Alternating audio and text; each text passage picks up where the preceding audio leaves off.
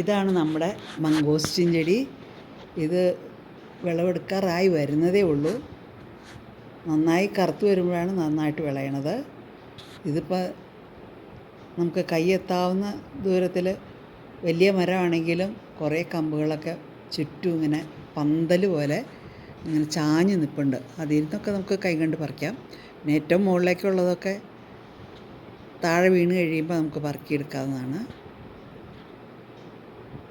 നമ്മളിത് വീഡിയോ എടുക്കുന്നതിൻ്റെ സമയത്ത് തന്നെ മഴ പെയ്തു.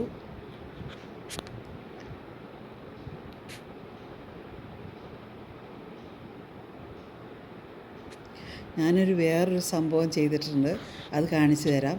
ഒരു പപ്പായ, വലുതായൊരു പപ്പായ, നല്ലോണം പൊക്കം വെച്ച് പോയൊരു പപ്പായ ഞാൻ തലയ്ക്കം മുറിച്ച് ചകിരിയും ചിരട്ടയും ഒക്കെ ഇട്ട് കത്തിച്ച് ചാരമൊക്കെ ഉള്ളൊരു ഭാഗത്ത് നട്ടു. നല്ല മഴയൊക്കെ ഉള്ള സമയത്തായിരുന്നു നട്ടത്. കഴിഞ്ഞ കൊല്ലമാണ് നട്ടത്.